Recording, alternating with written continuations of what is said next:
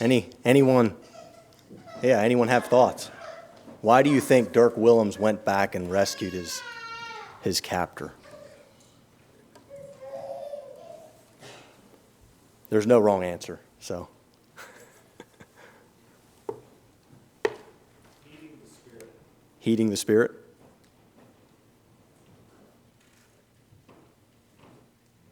Love for his neighbor. Love for his neighbor? I tend to say that was a way of living for him before that happened. So it wouldn't have happened. Mm-hmm. You don't make that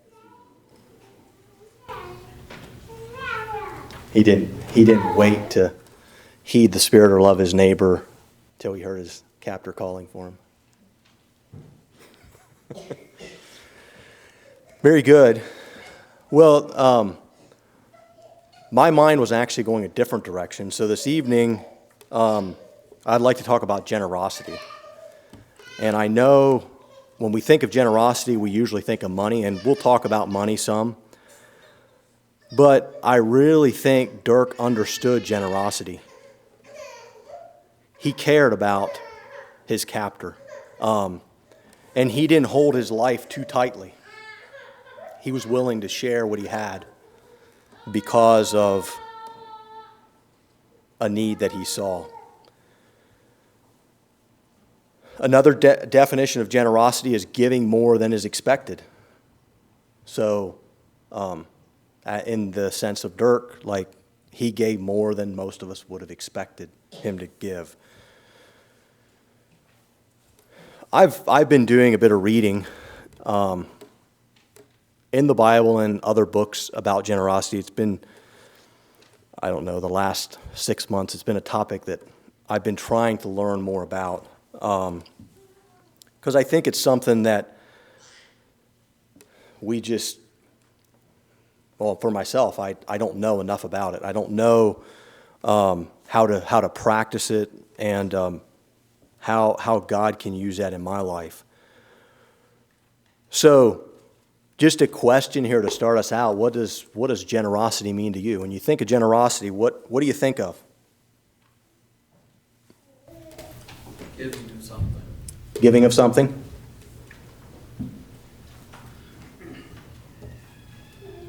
When I buy a dozen of sweet corn, I like to find 13.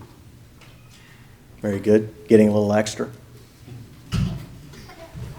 Going beyond what is expected. Going beyond what's expected. Very good. Here's another question. Is lack of generosity good stewardship? Now, this isn't a trick question. This is just something I've asked myself. I'll use myself for an example. So, someone standing on the street begging for money. It wouldn't be hard for me to give him $5 or $10, right? But I'm like, you know what? I don't know what he's going to do with that money. He might go buy cigarettes. So I don't give him any money. I don't know. That's a question I have. Maybe you all have a good answer for me. Is good stewardship is lack of generosity good stewardship? Is that a good excuse?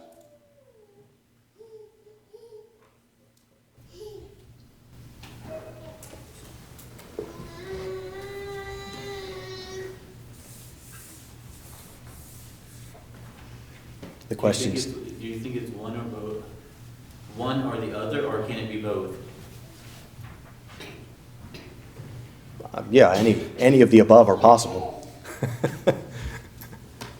I did frame the question in a little bit of a trick fashion. But I did that on purpose because for myself, I find too often that I make that excuse when I'm really not listening to, maybe the Spirit wants me to give them. And just another example, so I'm not quick to give cash out. I would rather give something. So there was, when we were young married, there was a guy in Worcester. We were shopping and he was sitting on the street corner with a sign, help me, my children are hungry. And so we stopped and we said, we've got potatoes in the basement. We'll give you a 50-pound sack of potatoes. And he didn't want it. So, yeah, he wanted money. Well, if he was hungry, he would have maybe took the potatoes. But, yeah, I'm not saying that was right or wrong, but that was an attempt to try to find a way not to give cash. But I think really generosity it's that core attitude of not holding anything too tightly.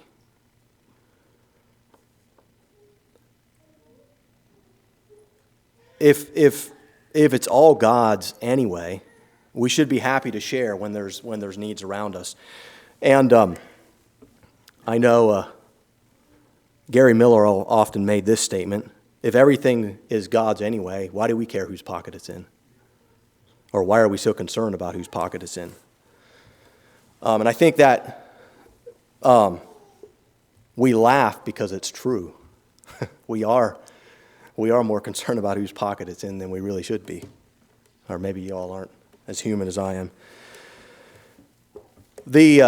Earlier this week, our two sons, Trent and Ian, they were arguing about who was the most sharing. It was humorous to me because they were arguing about who was the most sharing, but still trying to hold as much as they could. And again, we laugh, but how often do I do the same thing? Like, I think I'm being sharing, but I just go as far as I think I have to, and then I hold on to the rest really tight. I don't want to lose it. So what is our attitude about sharing? And yeah, why do I have that attitude so often? So I told my boys, I said, why don't you have a contest and see who can outshare the other one? See who runs out of things first. They didn't think that sounded too exciting. But really, that's what Jesus did for us. And I think of the story, the parable Jesus told about the man who was forgiven a great debt, and then his response to the man who owed him money. You had the big debt that was forgiven and the small amount. And I read that story, and again, I think, I would never do that. But I invite each of you to look closer at your heart and ask that question. If you hold back love, time, or resources from those in need.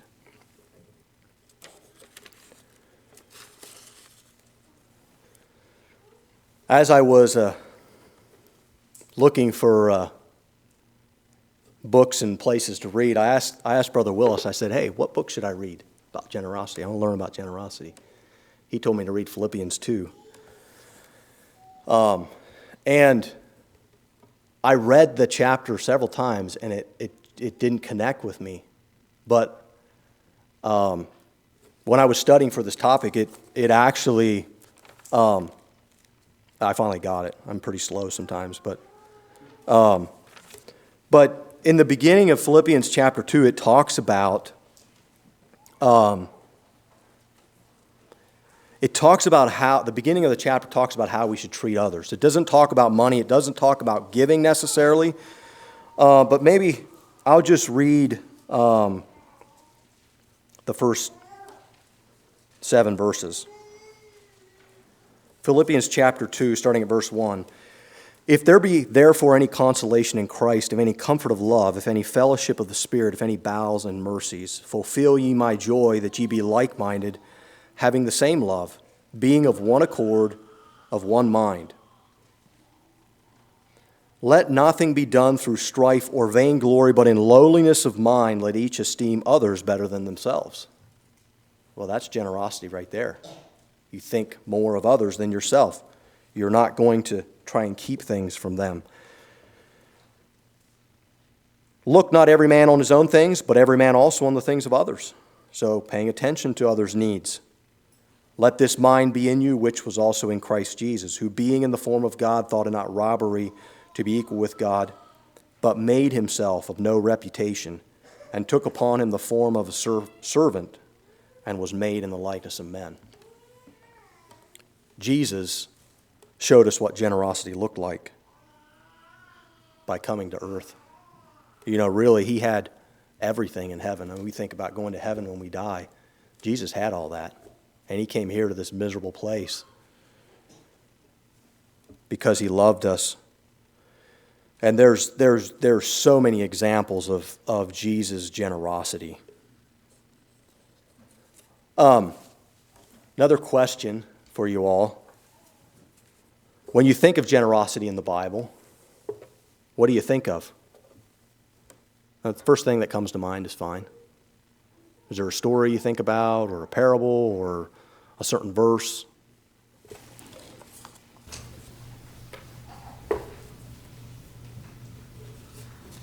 The widow who gave her last mite. The widow who gave her last mite? Yeah, that's the one I often think of. Any others? I was thinking of the beginning. Referring to creation? Yes. Yeah. God created not only the earth, but the whole universe. Mm-hmm. On this earth, He created the waters to teem with living creatures, birds to fill the air. He said, "Be fruitful and multiply and fill the earth." Mm-hmm. Abundant, lavish provision for the first man and woman. They can eat everything except the fruit of one tree. That's the minimum test. That was pretty generous. They could have all that and it was perfect. And then we messed it up. Any others? Abraham and Lot. Abraham and Lot? Are you thinking of a specific incident or just his life in general? When he gave up the well-watered plains Mm-hmm.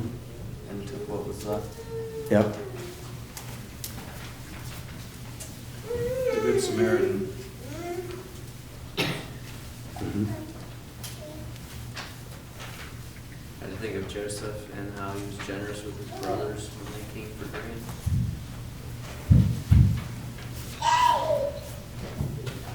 There's an account in the Bible, right now it doesn't come back to me, but people brought gold and resources and things, and whoever asked for, was it Moses? He asked for it, and he said, stop, wave it up. Yes. Can you imagine us passing the offering plate and saying stop?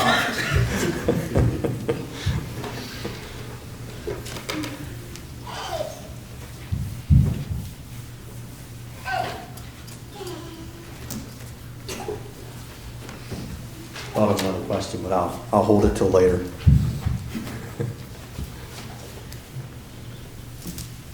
I'll take a couple more if anyone else has a few more examples.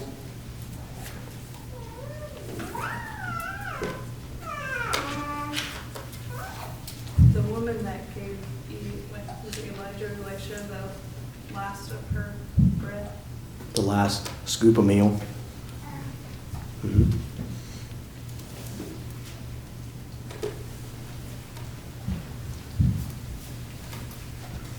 The boy who gave his lunch to feed the 5,000. Yeah. Doesn't take someone old, does it? Even a child sharing his lunch. And I mentioned it before, but I think Jesus really is the ultimate example in the Bible of that generosity. I mean, he didn't keep anything for himself, really. I mean, what did he die with? He didn't die with a nice big house and, a lot of things. He died with basically the garments he was wearing, and even those got taken from him. And I think when I think of generosity, Jesus' generosity, he gives us so much more than we deserve. He's gracious and long-suffering. And then his life, his death, the resurrection. And as a disciple of Jesus, when I think of disciple, I think of a model. Like you get these little model cars or tractors that look like the real thing, right? That's what Jesus wants us to be. He wants us to be those models of him. So people, when they look at us, they see Jesus. And if Jesus was that generous, I think he's calling us to be that generous. And like I mentioned, it doesn't have to be just money, although I think money definitely, we'll talk about that, but money definitely is a part of that. But as we think of the fruits of the Spirit, there's love, joy, peace, long-suffering, just the beginning of the list there in Galatians 5. But the essence of being truly generous is loving those around us. If we truly love and care about our brothers and sisters, our neighbors, those in our community, we're going to be generous if we have the heart of Christ. I also think of, no one mentioned this one, but I think of Zacchaeus. So Zacchaeus, when he came to Jesus, he was willing to make everything right. He gave 4 times to anyone he'd wronged, and he gave half of his stuff away. Just gave it away. I don't know how much he had, but the less that you have, the more half is, right? So, yeah, if you're only worth 100,000, half is 50,000. If you're worth $1 million, you still have 500 left, right? So, yeah, I don't know how much he had, but he was definitely willing to share. I'd also like to turn to Luke chapter 6, verse 38. These are Jesus' words on the Sermon on the Mount. Luke 6, verse 38. This is right after he talked about judging. And he says, "Give, and it shall be given unto you. Good measure, pressed down and shaken together, and running over. Shall men give into your bosom, for with the same measure that ye meet withal, shall be measured to you again."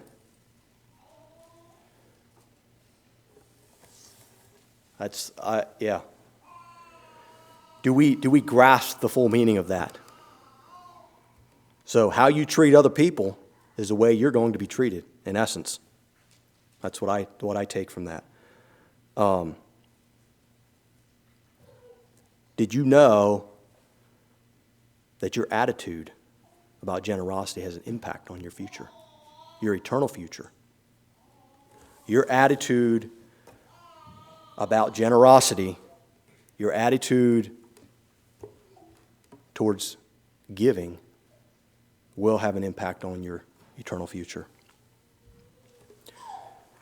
A few other biblical mentions I'd like to look up, and you don't have to turn to these if you don't want to. I'm going to turn to them kind of quickly. Proverbs 3, verses 9 and 10.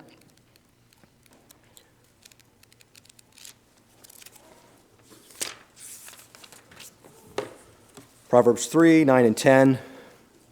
"Honor the Lord with thy substance, and with the firstfruits of all thine increase. So shall thy barns be filled with plenty, and thy presses shall burst out with new wine." So Solomon here, wisest man in the world, had a few things to say about generosity. Proverbs 22, verse 9. He says, "He that hath a bountiful eye shall be blessed, for he giveth his bread to the poor." So it doesn't talk about how much he has. It talks about how much he gives. Someone once said,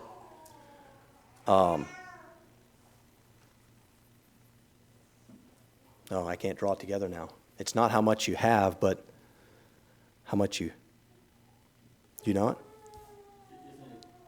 It's not how much you give, it's how much you keep. Yeah, yeah, that's right. That's, yeah. Not how much you give, but how much you keep. Yep. That's what I was thinking of. Proverbs 28, verse 27. He that giveth unto the poor shall not lack, but he that hideth his eyes shall have many a curse. So here again, if we don't pay attention, if we ignore the poor, essentially, if we ignore the poor, he says we shall have many a curse. And then 1 John 3, verse 17.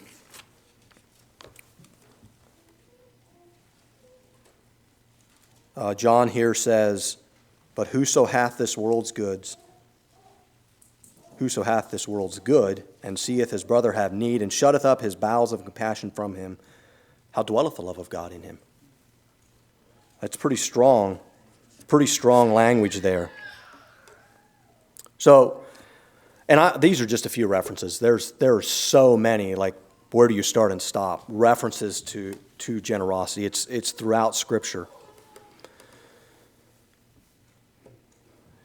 Generosity is about being willing to give with abandon. And here again, it's not about holding on, it's about not holding on too tightly, but giving with abandon. Not being worried about how much you have left, but giving because of the need. And there's a biblical principle here that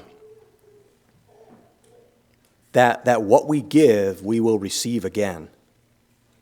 And we don't talk about this a lot, or I haven't heard many people talk about it. This is not just about money, but if you lack something in your spiritual life, if there's something you are missing, give it away. So, if you need more peace and joy, try giving someone else peace and joy, and you'll get it back. You will have more peace and joy.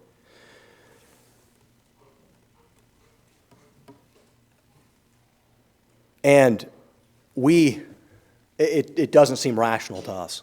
The same way like giving away your money, if you give it all away, you won't have any left, right? I mean, that's the rational way to think. But the Bible clearly shows us that it's different than that. And if you need more grace and mercy, maybe that's something you're weak in. You need more grace and mercy. Give it away. Show grace and mercy to others. You'll be amazed at how that grace and mercy shows up in your life. It's the law of sowing and reaping.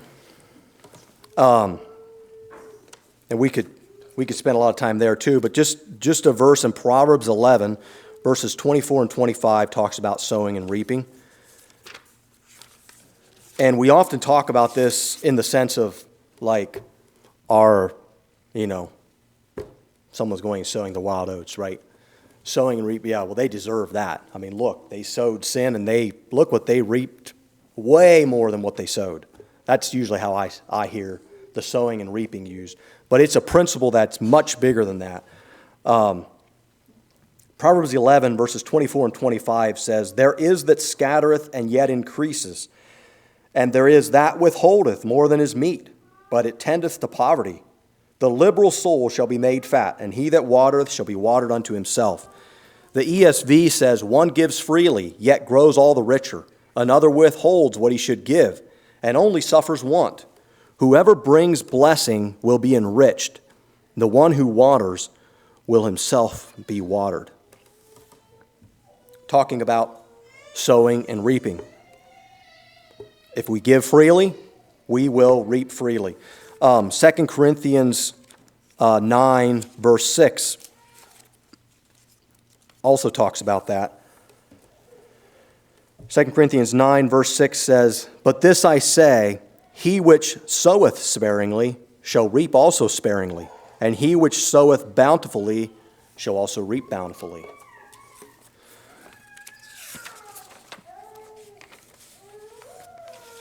I'm always amazed at how people in developing countries understand this principle better than we do. If you've ever gone to a poor country, they live in a mud hut, they have almost nothing, and you come to visit them from America, they will cook up a feast for you. And you know that they might go hungry for 3 or 4 days because you don't need the food. I mean, but it's that generosity. They want to share. And they understand if they give it away, it comes back.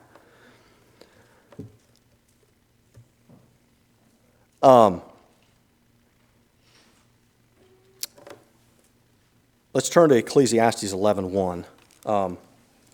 King Solomon here again, he had some words of wisdom here about this.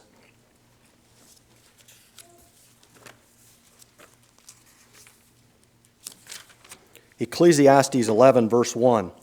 He says, "Cast thy bread upon the waters, for thou shalt find it after many days." Does that sound rational to you? I mean, just throw it out there. You think it'll come back?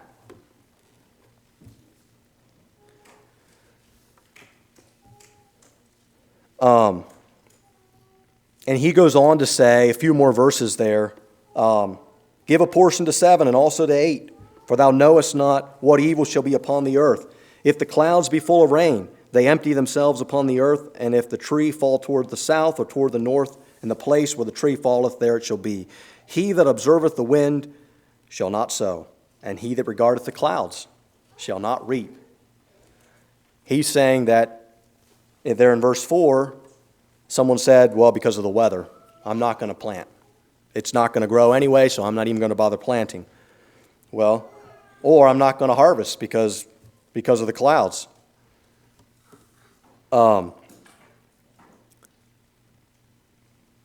Yeah, King Solomon understood that principle of sowing and reaping. I think, yeah, generosity does not make, I want to leave you with that generosity does not make rational sense. If we in our rational minds try to make sense of it, we won't. Give it away and end up with more. Subtract, and it's probably the only time where you subtract and you end up with more, unless you're doing negative and positive numbers. Seeds, so I'd like to think about this in the sowing and reaping. So seeds are food, right? In the old days, I mean, you plant wheat. The wheat seed is what you made your bread with, right? So if you never saw someone plant, and you never saw a plant grow and a harvest happen, wouldn't you think it's crazy to put that seed, your food, put it in the ground and expect to get more than what you put in? Wouldn't that just seem absurd that people would do that? We understand it because we've seen the results. And I think the reason we don't understand this principle of sowing and reaping in the sense of generosity more is because we haven't seen the results. We haven't seen enough results around us and to where we understand it. R.G. Letourneau, in his book, The Mover of Mountains and Men, he told his story in that book. He gave away 90% of his income. And it's a fascinating story, too. I mean, he did not start out with very much, and he made a lot of mistakes. But he says in that book, I shovel out the money, and God shovels it back. But God has a bigger shovel. God. So if you don't like when I use other books, let's look at the Bible. Malachi 3:10. Y'all are familiar with that verse. You probably know what I'm going to read. Malachi 3:10 says, "Bring ye all the tithes into the storehouse, that there may be meat in mine house, and prove me. Now herewith, saith the Lord of hosts, if I will not open you the windows of heaven, and pour you out a blessing, that there shall not be room enough to receive it." Now, God said that. Do we believe it? And I do want to be careful. I'm not promoting a prosperity gospel. Hear me. I'm not saying that if you give money away, you're gonna live a lavish life and everything's going to be good. God never tells us that. Although there's a lot of evangelists and preachers today who would like us to believe that. God never promises the results in this life, but He does promise them in the next. And I don't think if we're investing in eternity, like I just don't think we can go wrong with that.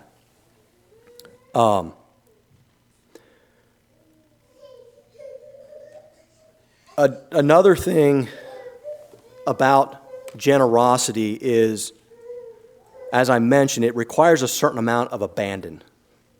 And I think the ultimate example of abandonment is Jesus and the cross. You know, today people like to carry crosses around. They like to talk about how they someone treats them bad and that's their cross. They need to bear this cross. People saying something unkind about them. But, the cross is a symbol of death. In Jesus' day, if someone was carrying a cross, they were going to die. Like, it wasn't something pleasant. It was going to end in death. And I think Jesus knew that. And when Jesus told us to take up his cross, he was referring to death. He wasn't referring to difficulties, but he was speaking about ourselves, that we need to die. And I find that I have to die daily. I was talking with a brother this morning, and we were talking about when life's a struggle and letting go. Sometimes we hang on to things, and we were talking about letting go, and I said sometimes if it's out of your control, you just have to let it go. Like, if you can't sleep at night because of something you can't control, you need to ask God to help you to let it go. And so the brother asked me this question. He said, "Does that just happen once for you?" I said, "No." I said, "Sometimes every couple hours." Like, it's not, it doesn't, depending what it is, like, it's a continual thing. Like, I let it go, and then pretty soon I find myself picking it up again. And it's like, no, I need to let that go. And I think, the cross and generosity, those things, it's not something, I'm not saying it's something like a one-time thing, where it's something I need to work on. It's something I continually need to work with. Myself, the self in me, tries to keep me from being generous. But as I crucify that self, then the model I'm trying to be of Jesus can shine through, and I can be the generous person Jesus wants me to be. And here again, this is maybe a little bit of a pet peeve of mine, so I'll be a little bit careful. But we talk a lot about self these days. Like, you need to take time for yourself, and I don't want to, like, there's a place for all that, right? But I think it's, in our culture, it's overused, especially in the secular world. Like, you need to take care of yourself. Well, go get away and, do something fun and forget about all these other things, and, one day a week or whatever. Like, this is all promoted, and I don't find, like, Jesus didn't do a lot of that. And if I want to reflect Jesus, too much time spent on myself is selfish. It's not being generous to the needs of those around us. So I'd like to leave you with a challenge, each of us, myself included, to search our hearts. Find out what we lack, and then try giving it away and blessing others. I really do think you will be surprised at the results if you try it. And are you living with generosity and being generous?